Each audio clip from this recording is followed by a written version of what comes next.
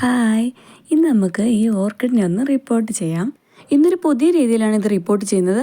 അപ്പോൾ എല്ലാവർക്കും നമ്മളൊരു പുതിയ വീഡിയോയിലേക്ക് സ്വാഗതം. ഇതൊരു 3 വർഷമായി കാണും ഇതിനകത്ത് ഇതുപോലെ പോട്ട് ചെയ്ത് വെച്ചിട്ട്. അതിനുശേഷം നമ്മൾ ഫെർട്ടിലൈസറൊക്കെ കൊടുക്കുന്നതല്ലാതെ ഇതിനെ റിപ്പോർട്ട് ചെയ്തിട്ടില്ല.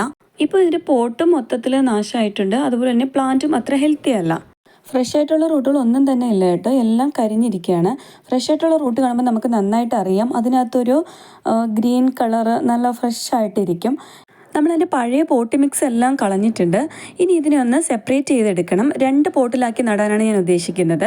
അപ്പോൾ സെപ്പറേറ്റ് ചെയ്തെടുക്കുമ്പോൾ നല്ല ക്ലീൻ ആയിട്ടുള്ള സിസേഴ്സോ അല്ലെങ്കിൽ ബ്ലേഡോ യൂസ് ചെയ്യാവേ. ബ്ലേഡ് യൂസ് ചെയ്യുന്നതായിരിക്കും നല്ലത്. ഒരുപാട് ഡാമേജ് ആകാത്ത രീതിയിൽ പതുക്കെ ഇതിനൊന്ന് സെപ്പറേറ്റ് ചെയ്തെടുക്കണം. ഞാൻ അങ്ങനെ ഇതിനെ 2 ആക്കി മാറ്റിയെടുത്തിട്ടുണ്ട്. ഇനി നമുക്ക് ആ മുറിവുണ്ടായ ഭാഗത്ത് കുറച്ച് സാഫ് ഞാൻ പേസ്റ്റ് രൂപത്തിലാക്കി എടുത്തിട്ടുണ്ട്. അതിനെ ഒന്ന് കോട്ട് ചെയ്ത് കൊടുക്കാം. അതിനുശേഷം നമ്മൾ ഇതിനകത്ത് ഒരു കമ്പ് വെച്ച് കെട്ടുന്നുണ്ട്. നല്ല സ്ട്രോങ് ആയിട്ടുള്ളൊരു കമ്പ് എടുത്ത് ഇങ്ങനെ കെട്ടിവെക്കുക. ആ പോട്ടിൻ്റെ ഹൈറ്റിനനുസരിച്ച് നമുക്ക് അതിനെ കെട്ടിക്കൊടുക്കാം. ഒരു നൂലിട്ട് അധികം ടൈറ്റ് ചെയ്യാതെ നമ്മൾ പ്ലാന്റ്സിന് കേടൊന്നും വരാത്ത രീതിയിൽ കെട്ടിക്കൊടുക്കണം. എന്നിട്ട് നമ്മൾ ആ സ്റ്റെമ്മ് നമ്മൾ കെട്ടിവെച്ച കമ്പ് താഴത്തേക്ക് ഇറങ്ങി നിൽക്കണേ. ഇതിപ്പോൾ ആദ്യമായിട്ടാണ് ഞാനിങ്ങനെ സ്റ്റെമ്മ് വെച്ച് കെട്ടിയിട്ട് ചെയ്യുന്നത്. ഞാനൊരു വീഡിയോയിൽ കണ്ടതാണ്, പക്ഷേ എനിക്കത് യൂസ്ഫുള്ളായിട്ട് തോന്നി. കാരണം നമ്മൾ ഈ പോട്ടി മിക്സിൽ അധികം ചേർക്കുന്നത് കരിയൊക്കെയാണ്. മണ്ണിട്ട് ഫിക്സ് ചെയ്ത് വെക്കുകയല്ല ചെയ്യുന്നത്. നമ്മൾ വെള്ളം കൊടുക്കുകയോ അല്ലെങ്കിൽ ഈ പോട്ട് അങ്ങോട്ടും ഇങ്ങോട്ടും മാറ്റി വെക്കുന്ന ടൈമിലൊക്കെ ഇത് അനങ്ങാൻ സാധ്യതയുണ്ട്. അതിൻ്റെ റൂട്ട് ഒരുപാട് ഇങ്ങനെ അനങ്ങാൻ സാധ്യതയുണ്ട്. അങ്ങനെ ആയി കഴിയുമ്പോഴത്തേനും പുതിയ റൂട്ടൊക്കെ വരാൻ കുറേ കാലതാമസം എടുക്കും. ഇതുപോലെ നമ്മൾ കരി ഇട്ട് കൊടുക്കണം. ഞാൻ കരി മാത്രമാണ് യൂസ് ചെയ്യുന്നത്. ഓടും കഷ്ണമോ ചകിരിയോ ഒന്നും യൂസ് ചെയ്യുന്നില്ല.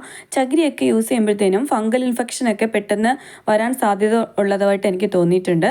അപ്പോൾ നമ്മൾ വലിയ കരി വേണം ഉപയോഗിക്കാൻ. എൻ്റെ കയ്യിലിരുന്ന കരി തീർന്നു കേട്ടോ. ഇപ്പോൾ ഇത് ലാസ്റ്റ് ആയപ്പോഴാണ് ഇതുപോലെ ഇത്രയും പൊടിയായി പോയത്.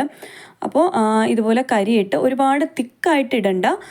ഓർക്കിഡ് നടുമ്പോൾ നമ്മൾ സാധാരണ ചെടികളൊക്കെ നടുന്നത് പോലെ അതിൻ്റെ റൂട്ട് പോട്ടി മിക്സിലേക്ക് ഇറങ്ങി നിൽക്കരുത്, ഇതുപോലെ മുകളിൽ നിൽക്കണം. ഇതെനിക്ക് ഇതിൻ്റെ സയൻറ്റിഫിക് ആയിട്ടുള്ള നെയിംസ് ഒന്നും അറിയില്ല കേട്ടോ. ഒരുപാട് ഓർക്കിഡ് വളർത്തിയ എക്സ്പീരിയൻസ് ഉള്ള ഒരാളല്ല ഞാൻ.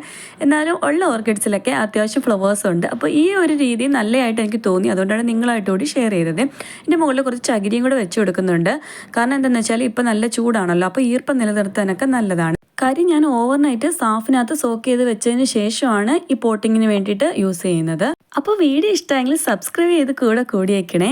അഭിപ്രായങ്ങൾ എന്ത് തന്നെ ആയാലും കമൻറ്റായി രേഖപ്പെടുത്താനും മറക്കരുതേ. അപ്പോൾ അടുത്ത വീഡിയോ ആയി കാണുന്നവരേക്കും ബൈ.